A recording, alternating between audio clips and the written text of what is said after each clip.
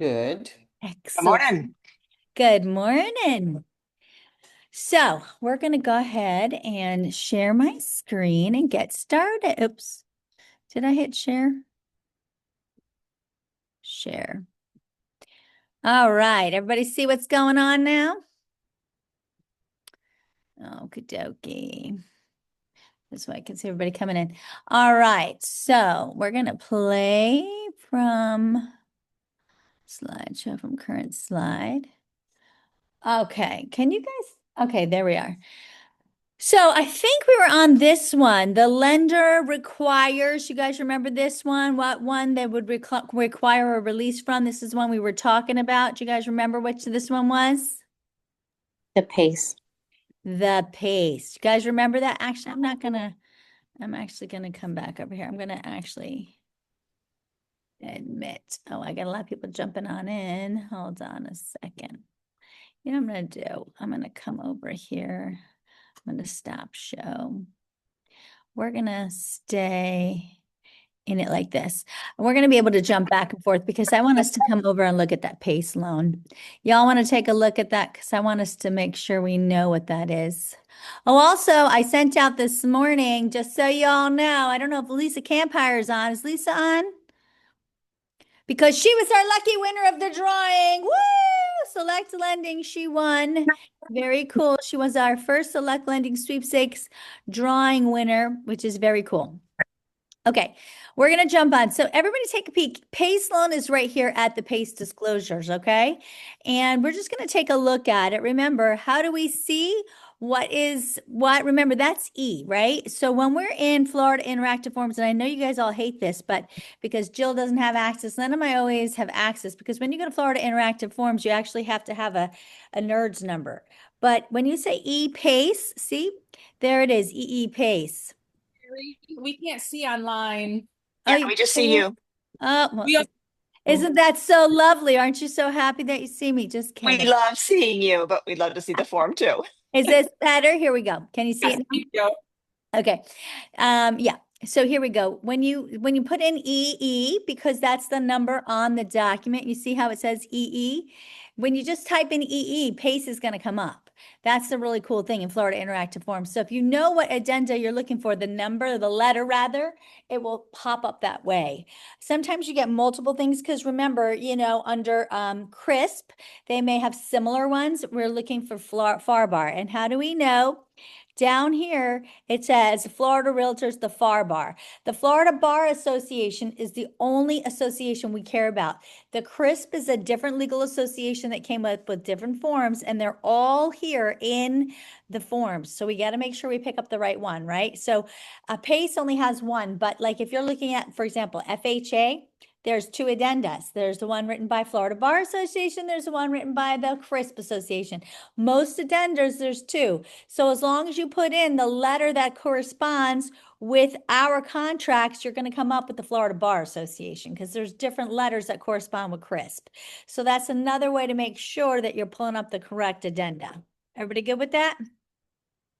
And if you're not, I don't know how to help you. I mean, I can only help you so much. Just kidding. Okay. You guys are just no fun today. Bobby's fun. She's laughing. So the rest of you, I can't help you. Okay. So let's talk about PACE. Remember we said, what does PACE do? Property Assessed Clean Energy Program. So basically it's to make improvements to your property to make it energy efficient, renewable energy, wind resistant. So these are things that can help your roof, your windows. A lot of times you're using it to repair windows, right? Because back in the early 2000s, they were single pane, right? So you could use this to make a double pane, E windows, that kind of thing, which is great. But what this does is it will do the repair and it'll attach it to your tax bill. So now if somebody has one of these loans, they cannot get somebody to purchase their home unless it's a cash deal, because there's no company that will put a financed deal together with a PACE loan on it, because they would have to subordinate that loan to this, because there's only two ways you could lose your property, right? It's government special assessments and taxes. So that would mean that that lender who was putting a new person into this home would be secondary to the taxes, right? Well, the PACE loan is part of taxes. So that's why if these evil solar panel people, like we talked about last time, get a hold of this because it's for clean energy, renewable energy, which, yeah, the sun is renewable energy. So it could be used for that. God help us all. If this becomes part of that, we are in trouble because these poor people will get these ridiculous because there's no government watchdogs on this. There's no any kind of restrictions to say how much they can charge for these things, right? So they could say, oh yeah, sure, in this, little 1,200 square foot home, those solar panels are going to be 50 grand, which we've seen down in Kissimmee. And we couldn't sell $45,000 on a 1,200 square foot home in Kissimmee. We couldn't sell that. It over improved it for the home, right? And so these poor people, wasn't a PACE loan, but it didn't really matter. It was a rental. I mean, my God, they couldn't sell that home. So you see, this is a problem. God help you if it was a PACE loan. These people are stuck for forever. Hate to say that, but any questions on this PACE? You guys understand what happens with this PACE loan? So if a person were to get one of these are very popular in South Florida and they're moving their way up, and I'm seeing more and more of them, which is why I'm bringing them to your attention. They're on the contract, and like I said, they've been using them in South Florida. We're having more people from South Florida move here. So if they've used them in South Florida, more than likely they're going to try to use them here, right? So like I said, if those evil solar panel people get used to this, we're in trouble because they're going to start utilizing these types of loans and then we'll never be able to sell their poor homes. Hate to say that. Everybody clear on that though? All right. So moving right along, we're going to go over here. That's the PACE. True or false? In an appraisal contingency, oh, we already covered that one. That one we did. We did the drywall. All right. Sale of buyer's property addenda. If the sale of the buyer's property does not close, how long does the buyer have to give written notice for the seller to terminate the contract? Do we know? Anybody? 3 days. Miss Janice, you are so correct. If the buyer's property does not close, the buyer may have within 3 days thereafter to give the seller written notice, and then they could get their money back. If they wait beyond that, do they get their money back? No. Then they miss the contingency. The contingencies therefore becomes waived. Even if they didn't sell their home, it doesn't matter. It's assumed to be closed, just like any other contingency. The contingencies do not need to be waived in writing, because in writing it thereby says that they have 3 days thereafter. If they do nothing, therefore that is nothing is something. Does that make sense? So by not putting it in writing, that means that they've gone ahead. See, if the buyer fails to timely deliver said written notice, the contingency shall have no further force or effect. And every contingency in our contract is the same.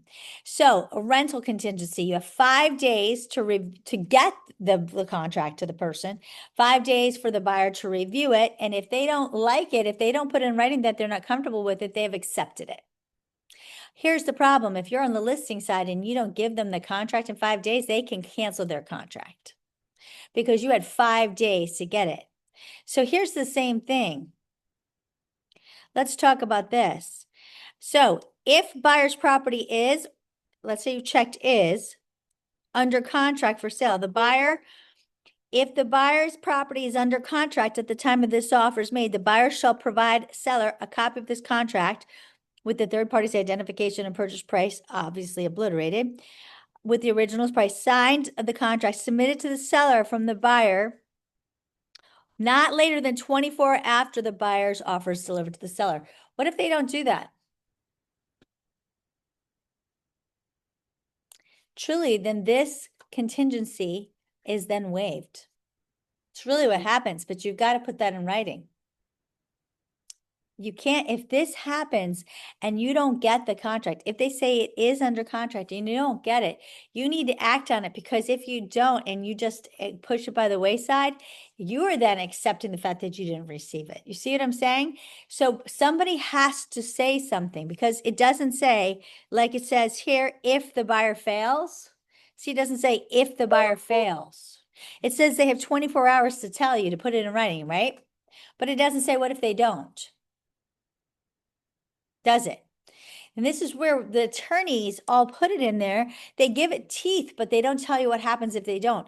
So you have to get on it, because if they don't, then you need to say, we have not received it in writing. So therefore this contract, this contingency is terminated. You could also say this contract is terminated, but you need to have an attorney write that up.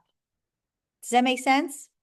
Now, most people want the contract, but they usually don't want the sale of buyer's property contingency. But you've got to be on top of these things. And if you fail to do that, then you are accepting it. Does that make sense? And why am I saying that? Because we had this happen and this blew our deal up, and this has been a huge, huge issue over a deal. Huge. But in truth, it could have been nipped in the bud by us not accepting the fact that we never received the contract. Does that make sense? Any questions on that? Yes, Carrie, are you saying we need to have an additional clause written in before everything's signed? No, but I'm saying if they do not get it to you within 24 hours, I would have an addenda drawn up by, or have something written up by an attorney that says, because you did not provide the contract within 24 hours, your sale of buyer's property is now considered waived, and there is no longer a contingency. You need that put in writing. And I would get an attorney, I would have one of our attorneys write it up. Okay. But it has to be in writing, because by ignoring it, what have you done? It doesn't actually say here what happens if they don't give it to us. It says they have to give it to us, right? But it doesn't say what happens if they don't. Does that make sense?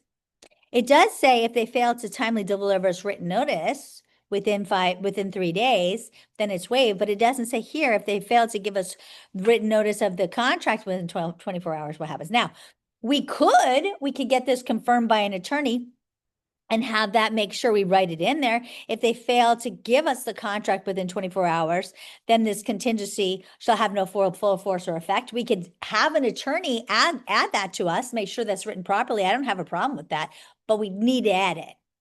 Does that make sense? We could do that. Honestly, it should have that, because right now it's like a half a contingency on that part. It says it, but it doesn't tell you. This is why we always want attorneys to write stuff, because they say things have to be done by a certain period of time. And if it's not done, what happens? See, they actually kind of left that out, didn't they? Hey, Carrie, sorry, I'm driving, fighting traffic. So since you've already dealt with this, is that verbiage that you're referring to already written by one of your attorneys? And if so, did you throw it No, in the no, I wish file? it was, because we didn't have it. Ah, okay, It was got it. ignored, which I was not privy to at the time. It was being ignored because, unfortunately, this is what happens, right?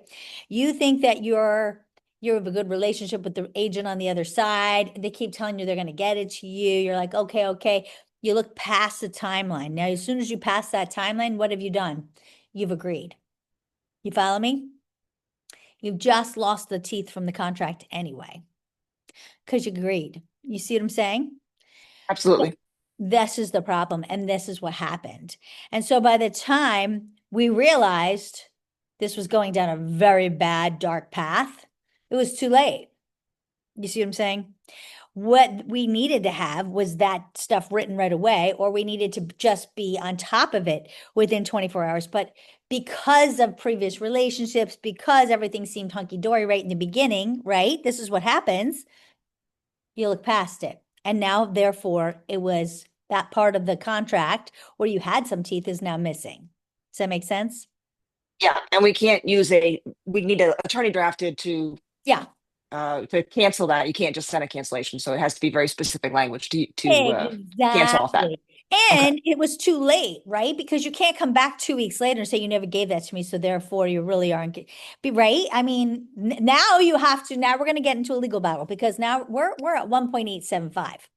This is not something that, 500,000, no one's going to get an attorney. When you're at that kind of money, you're dealing with, $25,000 deposit or more, people are going to get attorneys, right? So you just can't play. You have to have all this stuff done right per contract. You follow me? And this is where, like, for example, who was that? A really funny one. Trying to remember. Just recently, we had a a broker, so funny, pathetic little broker who decided he's representing the seller, we're representing the buyer. We're in a as-is contract. He wanted the appraisal. He doesn't get the appraisal. It's Linda O'Grady. We have an appraisal at contingency, and it appraised. So we just said it appraised, which we didn't even have to tell him that. We just moving on from the appraisal contingency, right? He wants the appraisal. We're not going to give it to him. Do we have to give him the appraisal, guys? No, his person didn't pay for it. It's not his side of the transaction. On the appraisal contingency, it doesn't say that he gets it unless we're terminating the contract. If we're terminating the contract, Right. we must give him the appraisal, Yeah. right? Well, Because most of that's these agents think they get everything, including inspections they didn't pay for either. So they're all confused. exactly. So we're not giving him the appraisal, and we are waiving the appraisal contingency because we're moving forward. Even if it didn't appraise, we don't have to even tell him if it appraised or not, because this is not a residential contract. This is an as-is contract. We have an appraisal contingency. The buyer's deciding to move on. Whether it appraised or it didn't, we don't even have to tell him that. We don't have to tell him anything. We're just deciding to move on, period, end of story. And Carrie, Yes? but if the home didn't appraise, that means that the buyer would be willing to pay the difference, correct? Correct. Okay. But it wouldn't affect the seller, correct? If the buyer's chosen to do that, we've chosen not to use our appraisal contingency, we're going to move on, right? It wouldn't even matter. We don't have to tell the seller, but it did appraise. And we told him, yes, the home appraised. That's all. We don't need to do anything more than that, right? He wanted the appraisal. We said, no, he doesn't get the appraisal. And then he proceeds to send us a release and cancellation. Yes. So now, because I'm in class, because I even need to renew my licensing, which is ridiculous. You think I teach enough, but I have to go to class. So I had Linda, I had her ask Phil for some nice verbiage for me to send back. And I said, can I even put him on there? Because this is a broker, ridiculous, who is acting so stupidly. He clearly doesn't know what he's doing. So I'd like to smack him pretty hard. So I had Phil subject to line section 12, blah, blah, blah, which I replied back, because essentially what the point is the seller does not have a right to cancel. There is no part in the contract that says that the seller may cancel unless it was financing and the buyer, which by the way, it's not financing, it's cash. So the seller has no right in a cash deal to ever cancel.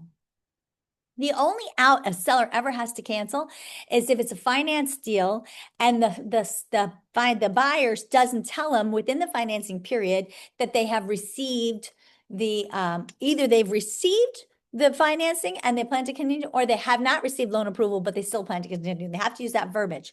But this is cash. So in a cash deal, the seller never has an opportunity to cancel. There's no opportunity in a contract. If he does, then he's in default, right? That's exactly what happens. And we can sue for specific performance, and we can sue for damages, and we can sue for a lot of other things if we so choose. But I said let's Phil have some fun with the verbiage, which he did. I assume the seller realized he underpriced the property, or at least thought he did, and that's why he wanted the appraisal and was trying to get out. No, I don't think it had anything to do with the seller. I think it was the idiot broker who decided he wanted the appraisal very much so, because they still don't know what it appraised for. They have no idea. We did not tell them.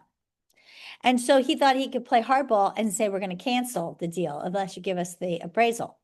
So regardless, I sent back the verbiage and said that the seller essentially has no right to cancel the contract pursuant to section 12. It is only the buyer who has an opportunity to cancel. And then he sends back, the buyer will proceed.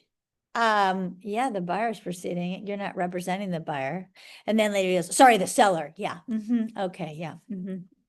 We know what you mean, idiot. Yeah. Bless. Yes. That's right. You should be nervous because we will sue your ass. That's right. Because I also put Phil on there too, so he could see Logos Law that we were already getting an attorney. Really, I just always have an attorney. It's just super fun. But yeah, because you don't get to play attorney. You don't get to do that. You don't get to put your customer in a bad way, which is exactly what he's doing. I guarantee, because he responded super fast, he never even spoke to a seller. This is what happens, okay? So, yeah, but this is the thing people have to understand. You do not get to ask for the appraisal. If the person so chooses to give it to you, consider yourself damn lucky. Because they do not, unless they're canceling based upon that, then they have to show you, because it has to show that it states the appraised value is less than the above price. Then they have to show you the appraisal because they're canceling based on an appraisal contingency. So they have to prove to you that the appraisal is less than the price that they've put here. And because they're using that to get out of the contract and get their money back, then they actually have to show you the appraisal. That is the only time that they have to show you the appraisal. They do not have to show you the appraisal other than that. Are we all clear on the appraisal situation? Because it was real fun on Friday or Thursday or whatever day that was. Any questions? See, I don't even have to make this stuff up. It just gets better and better. And that was a broker of the company. Terrible company. I'm stupid. These people are just super fun. You can't make this stuff up. Okay. Moving on. All right. Sale of buyer's property, we just talked about them. Oh, you know, it's interesting. Backup contract. We already talked about backup contract. I want to talk a little bit more about the kick-out clause. How comfortable are we all with the kick-out clause? Because I really do love the kick-out clause. But people don't understand what the kick-out clause is. It's just like we use in the builder world. If somebody wants to have a home to sell contingency with a builder, they essentially have a kick-out clause. They say, okay, we won't start building your home until you go hard on your deposit. That's what a builder says, right? And then when we're ready to start building it, you have to go hard on your deposit. That is a kick-out clause. That is essentially exactly the same thing. So what they're saying here is the seller will have the right to continue to show your property. Well, that just means it is not active with contract because there is no such thing. Please don't ask Jill. There is no such thing. There is no active with contract. You can always take backup contracts. And so that is always going to be the same situation. Nothing we can do about that. However, what it does mean is that if you get a backup contract, now the buyer, the first buyer, has to perform. And what that means is they have to put down additional money. And it doesn't matter how much you're making and put down. But more importantly, within 3 days from the date that you show them there's a backup, and of course you don't show them the price of the backup and you don't show them who it is, but you have to show them the contract, right? They have to also waive all financing contingencies and if they had a home to sell contingency. Now, it does seem mean. You're like, well, how could you make them waive the financing contingency? Because 9 out of 10 times, if they have a home to sell contingency, they won't get financing if they still have a home to sell contingency. So even if you say, okay, well, waive the home to sell contingency, but you can keep your financing contingency, that's not right because they won't get financing if they didn't sell their home. Does that make sense? So they have to waive both, meaning they're assumed to be cash. Everybody clear on that? It's the exact same thing as the builder. You're hard on your deposit. That is exactly what it's saying. It means that whatever money you have in the first deposit and the second, say the first deposit is 10,000, the second deposit is 1,000. It doesn't matter what it is. If you do not close, you lose your money. It shows their true interest. Or at that time, they could say, okay, we're not going to do it. And they get their first deposit back. And the person who is in the second place, who put in a backup offer, who actually signed the full contract and the backup addenda, their now offer goes into first position.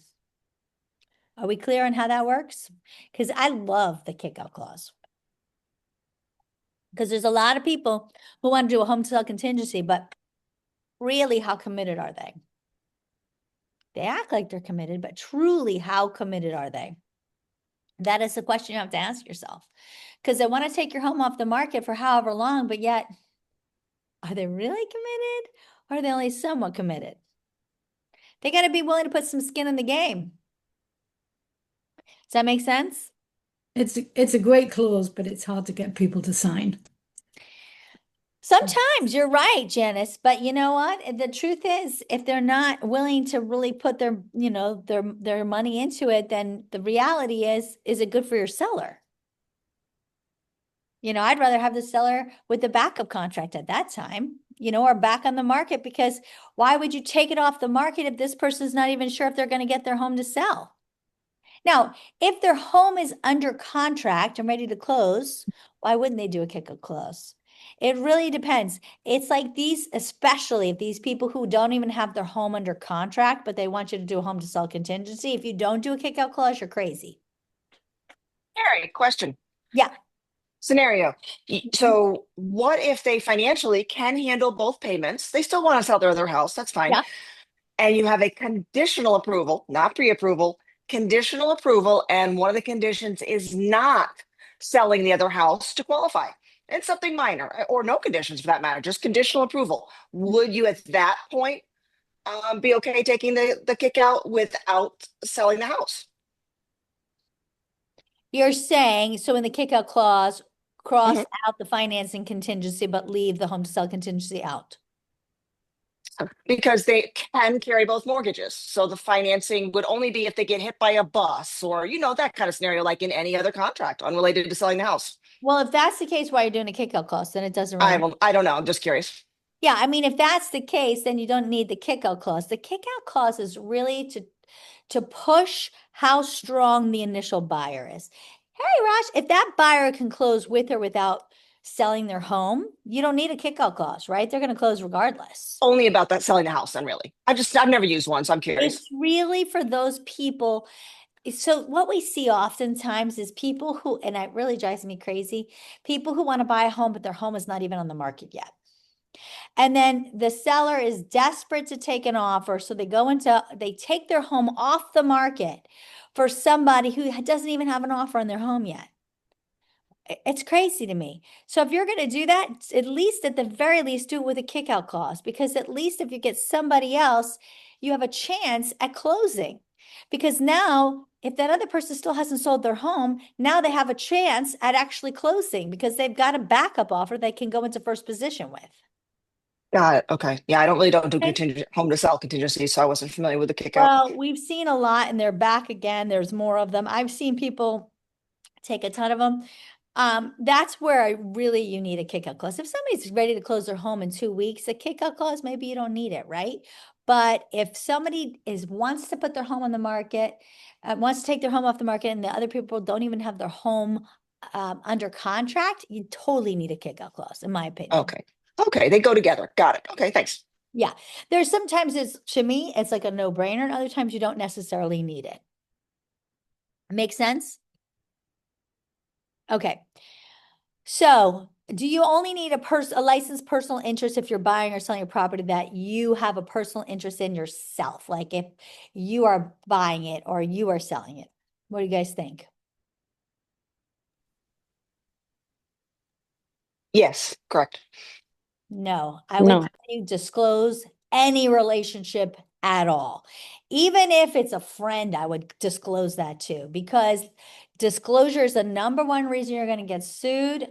I mean, we even talked about it with Paris the other day. She's like, what if it's your best friend? He's like, disclose it anyway. Disclose, disclose, disclose. It's really like brother, mother, sister, cousin, but I would even say friend. I would disclose any relationship you have with the buyer or seller, because there could be a conflict of interest hidden there that people are going to come back at you with. So you always want to disclose any relationship there. I would always disclose it. And you could just How do simply you define say, friend? well, I would say close friend. Like, you've known them for a couple of years, but you don't really are friendly with them. No. But if it's your best friend, I would disclose that. Gotcha. Okay. Yeah. So there's never a problem to tell if you have a potential conflict of interest. That's the thing. It's for a potential conflict of interest, because that's the reason you're disclosing it. They want to know, remember, you know more than the average person, and you're going to be more protective of somebody that you have a personal interest in. Does that make sense? And that is why you're disclosing it. Okay, if you're in an as-is contract and the deposit is due in 3 days, but your buyer intends to cancel, and you cancel on day 4, but you never sent in the deposit because you're going to cancel anyway, but it's an as-is, so who cares, right? You're good? Oh, This one's funny. Do we laugh now?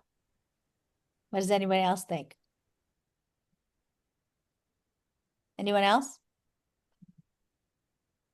Guys, you're never good. If the money is due in 3 days, if it's as is or residential or any kind of contract, you get the money in the days it's due. Because whether it's an as is or a residential, the first thing that's due is the money. Even if you have a cancel for any reason clause, you're in default if you didn't get that money in, and they can sue you. And we have had in this office alone at least 2 times that the seller has sued for the deposit in an as is contract, even though it was an as-is contract, but it was, high deals. There were over $1 million deals, and the buyer didn't put their money in, and they canceled within the as-is. Let's say it was a 7-day cancellation or whatever because of the as-is, but they didn't get the deposit in. The buyer was in default by day 3 or whatever when the money was due. They didn't put the money in, and the seller sued. And both times they got the money. Yeah. So I highly recommend you make sure that your buyer, even if they have intentions to cancel, either they cancel before the money is due or they put the money in and then they cancel. But do not play with that because especially in the high-end deals, when people have money to sue, they do sue. That's the problem. When you're dealing in lower dollar amounts, when people don't have the money to get the attorneys to sue, maybe they don't.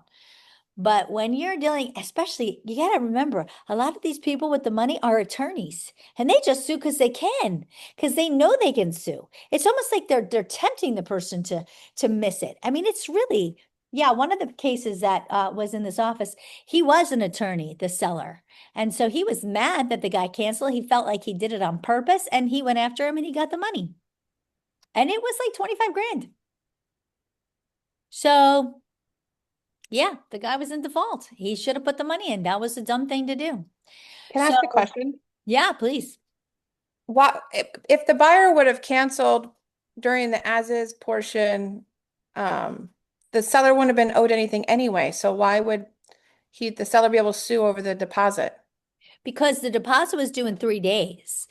And even though you have a cancellation, the first thing that you're supposed to do in your contract was put in the deposit. As soon as he didn't put his in deposit, he's in default.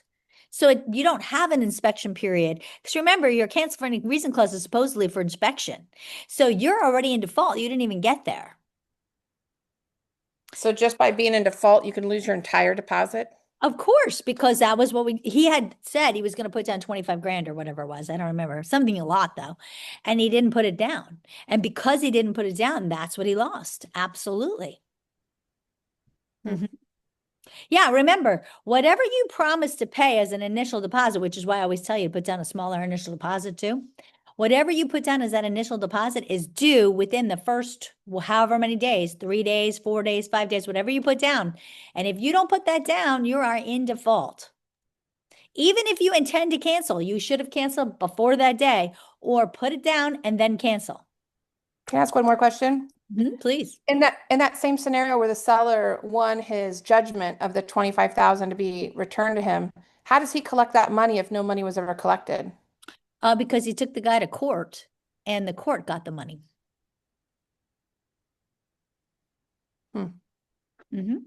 Yeah, because remember, if you have a contract, you have contractual duty to pay the money.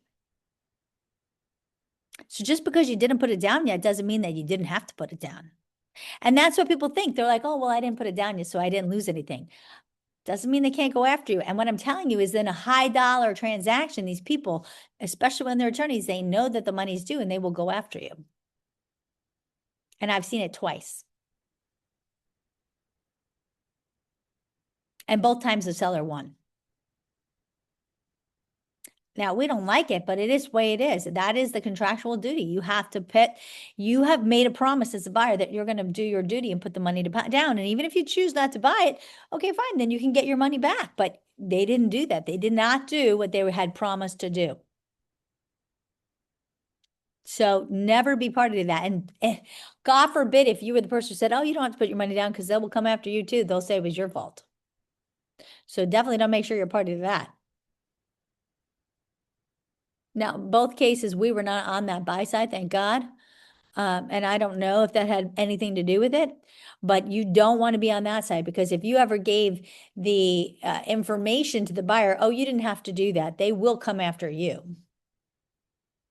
So definitely don't be party to that. Oof, that would be bad stuff. Everybody good? I mean, maybe not good, but everybody with me?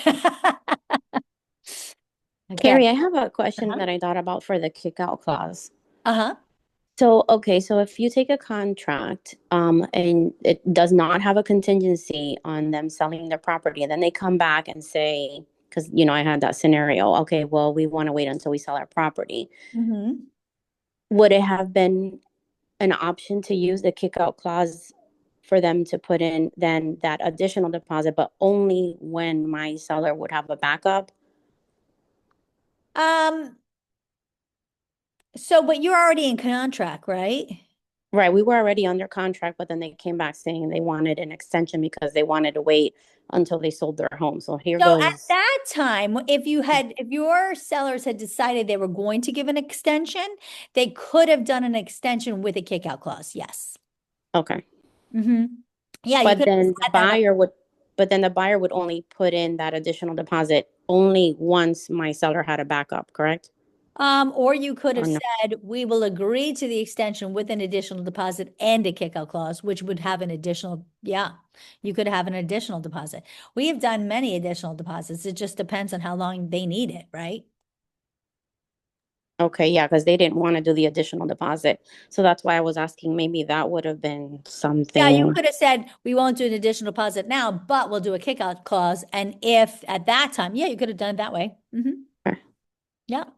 Listen, all of these things are negotiable, right? As soon as we're talking about extensions and all that, we're going into a gray area, and then it's negotiable between buyer and seller. Make sense? Yeah. Sometimes we got to be flexible. We're trees, we bend. Okay. If the sale of a buyer's property does the buyer have to give the seller a contract if it is under contract only at the time, what, of contract? Oh, yeah. So here's a question. If you have a sale of buyer's contract, right? And at the time you go under at the time you put a sale of buyer's contract, it's not under contract. But let's say a week later it goes under contract. You have to give the contract then.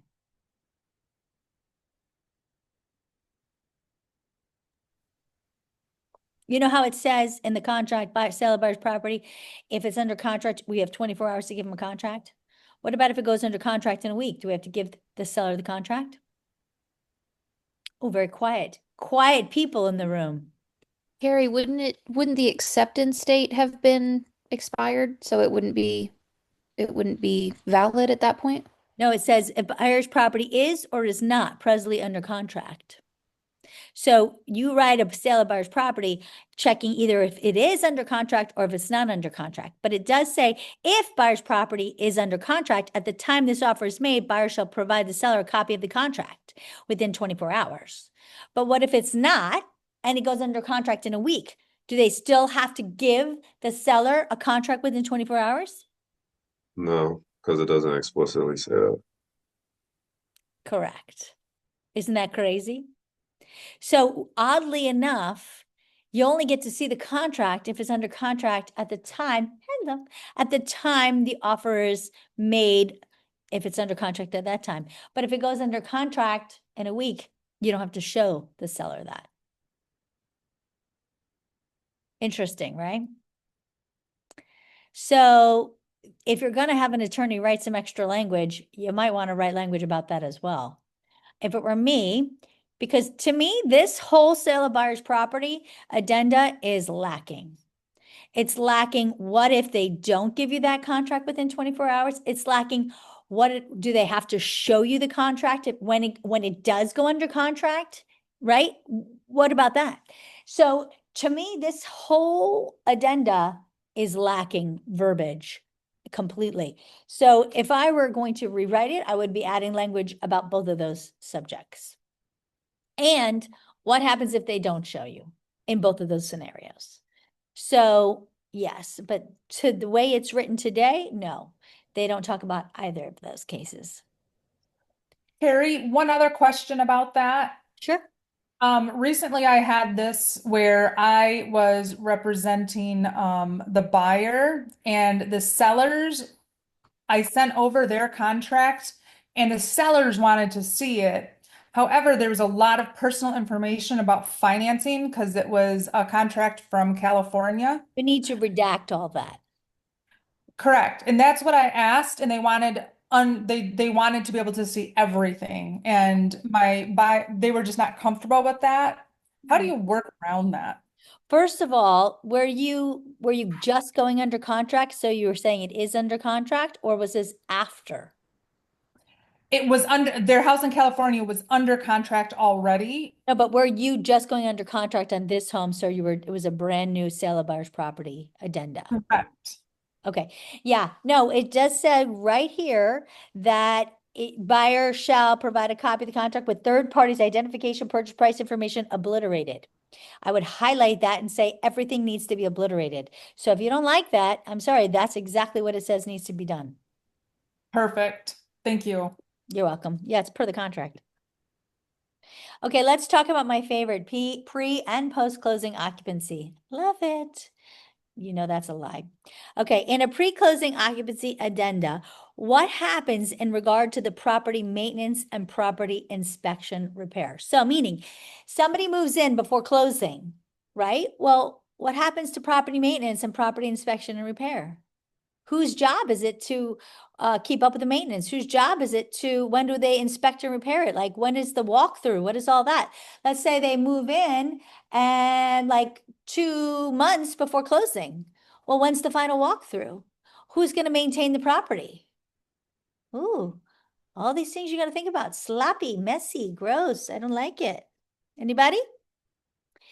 Well, one, just don't do it. But Well, that's what I always say, Maria, but get an attorney drafted lease, do it that way. But yeah, pre-walkthrough and all that, you gotta note all of it ahead of time. But the walkthroughs before they take possession, and you gotta note it all in the addendum. Sometimes, unfortunately, you can't get around these things. So first thing you got to think about is who is really taking on the risk. That's what I always look at. Of course, I'm about risk assessment, right? So if I am the seller and I have someone moving in my property, then it's the seller taking on the risk. If it's the seller and I'm staying in the property, then it's the buyer taking on the risk, right? So you got to ask yourself, who is taking on the risk here? So that's the first thing. The second thing is these have gotten better in the last draft, so I like them. So this contract is contingent upon the buyer and seller within, if left blank, 10 days, delivering to each a mutually agreeable either written lease, pre-closing occupancy agreement, which is this, or a similar agreement. So this can suffice. And guys, if it's like for a couple days, this can suffice. If it's for a week, this can suffice. If it's for a couple months, this does not suffice. Okay. So it really depends on what the terms that we're talking about are. All right. And then it says at whose expense? The seller, the buyer, are they splitting it equally? Again, if you're having an attorney, who is getting the most out of this? Who is going to pay for this? If it's who are you trying to protect? That's the person who really should be hiring the attorney. Right? The pre-closing agreement shall provide that the buyer taking possession, paragraph 11, this is property maintenance and property inspection repair, 12, are no longer applicable.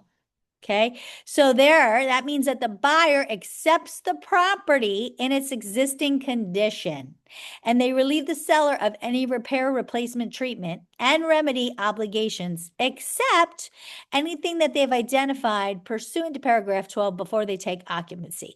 So I would highly recommend, it's not like a builder with a punch list. Let's not have a punch list. Let's make sure everything is taken care of before the buyer move in, because the buyer does their walkthrough, the buyer signs off on everything. In essence, the buyer is taking possession. Here's the problem though. The buyer moves in, like, they say possession's 9/10 of the law, right? But what if the buyer doesn't move out, the buyer never closes on it, and now the seller has a situation they have to evict somebody. So this is somewhat of the problem, right? This is part of the risk management you got to think about, right? The buyer has the sole obligation of maintaining the property, assumes all risk of loss, and they pay a monthly rent plus, I don't know why they talk about sales tax, right? But here's another problem let's talk about. Whose insurance is it on?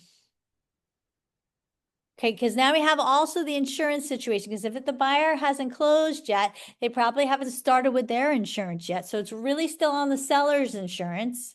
So, right, but what if there's a, God forbid, a fire or something, and it's the buyer's stuff is, ruined, right? Are they suing the seller? This is where it gets messy.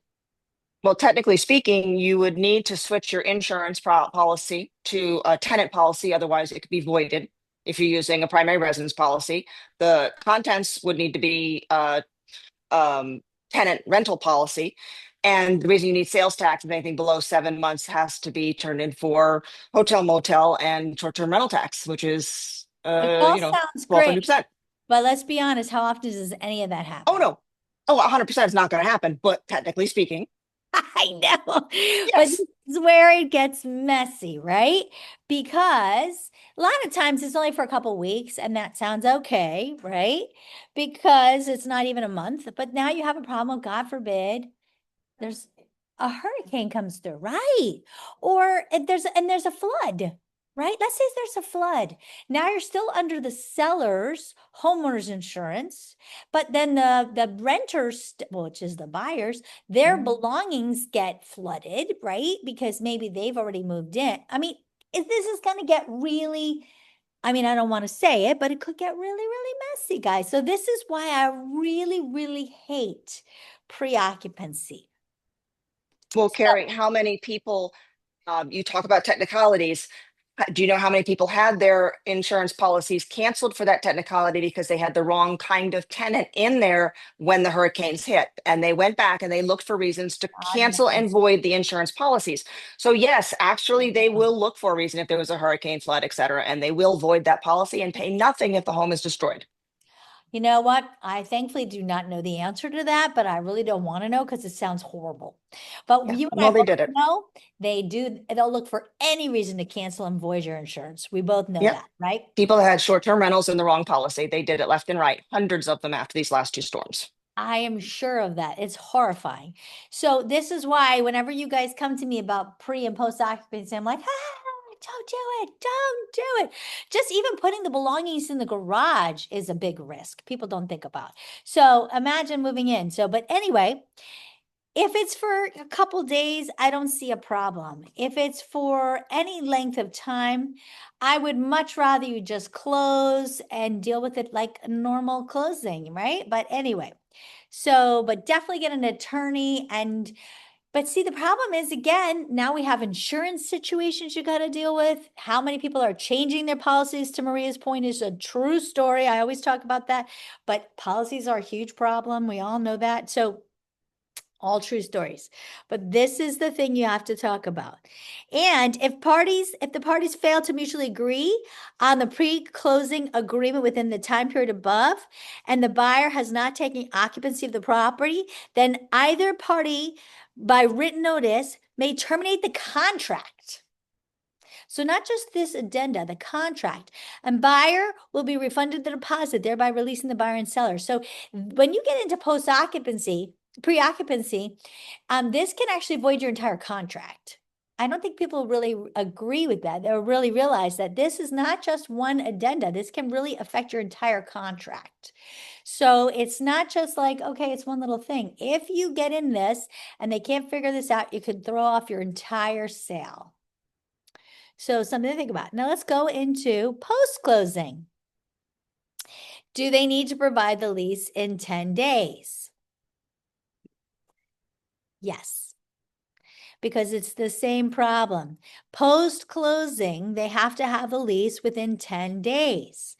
Same thing. The lease is either going to be the post-closing occupancy is this agreement or something similar. And again, whose expense? And this is the exact same thing as the pre-occupancy. I'm going to tell you, I feel better when it's the seller staying in the property. right?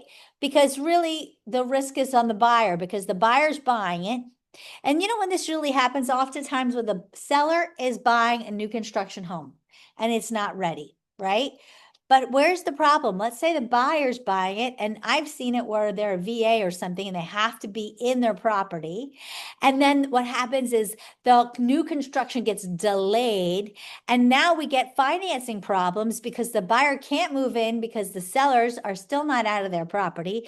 They can't kick them out unless they evict them, but now they're having a problem with their loan because it's supposed to be a primary residence and it's become a rental.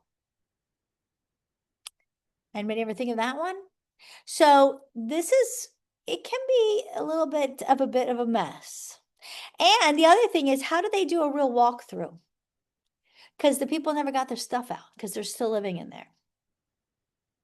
So again, you have the same problem, right? You've never gotten to see it to do a true walkthrough. By the time they get all their stuff out, you're like, what's all this mess behind the walls, behind the this, behind the that? Because all their stuff was in there because they never left.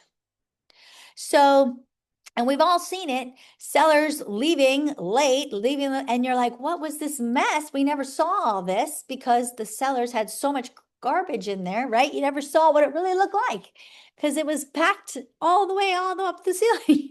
So we've all seen that too. So these are things that, can make everything very messy and very sticky. And this is also something that can void and terminate your contract. And if you're dabbling in long-term rentals or short-term rentals, this is a different form. Feel free to reach out. I'll help you point you in the right direction because you need to stop the letters and correct leases and everything else. It gets very complicated. Yeah.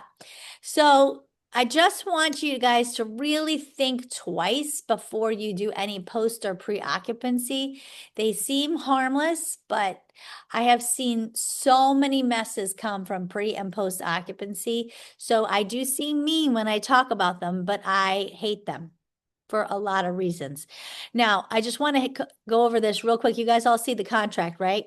We all know condominium rider, that's been totally changed. Homeowners association, we understand.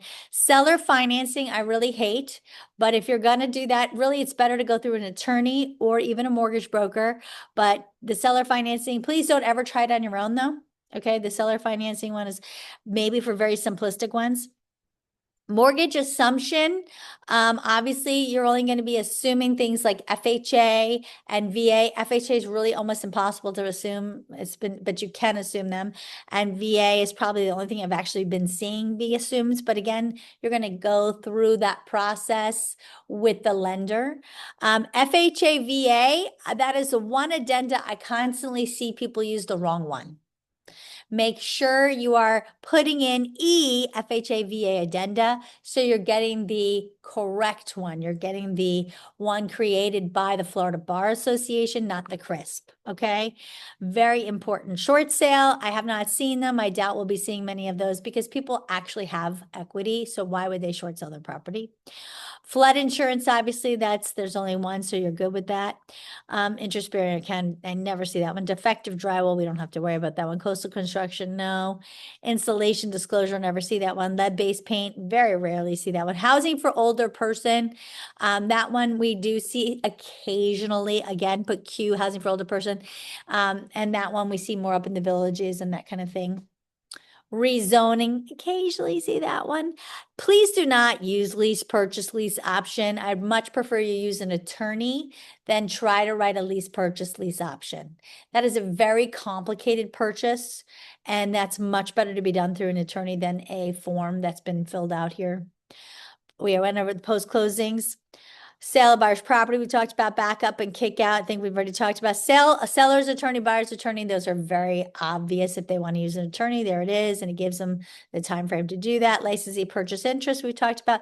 Binding arbitration, I have not seen us use that in forever. We don't need Miami-Dade. Seasonal vacation rentals, we've talked about. PACE, we've talked about. We know about FF and GG. And obviously others, anything we need to incorporate into the contract. And that is our addendas. How do we all feel about it? Good? Nobody online feels good. Oh, there's Lisa. Good. Very good. Excellent. Okay. So Anybody want to continue talking about contracts next week? I thought maybe we could go over the difference between as-is and FAR-bar because I really feel like there's still confusion on that. That would be great. And maybe some of your custom addendums. Oh, always fun. But I think, yeah, I want to talk a little bit about that because I feel like there's still some confusion. So let's go over the differences between as-is and FAR-bar next week. Yes? Everybody good with that? Yes. Yes, Gary, please. can some of these videos be uploaded on your channel, please? The last addenda, and I think September's meeting as well, if you can. Yes, I will put them both up. These are awesome. Thank you. We appreciate you. Yes. And what was the other question? I think there I was have a real quick question. Do Yeah. you think that you could talk to the attorney about maybe doing another clause that we could add if we do have a house that is, that is contingent upon the selling of the buyer's property? You mean modify the home to sell contingency? Well, I don't know if I want to, if it would be modified, but maybe in the additional terms we could put, should the property go under contract during the period, blah, blah, blah, we would like to see the redacted contract. Yeah, I'll try to see if I can come up with something cleaner because I feel like the other one's Yeah. not really very clean. Thank you. You're welcome. Okay, guys, have a great rest of your week and I'll see you later. Thanks. Bye. Bye.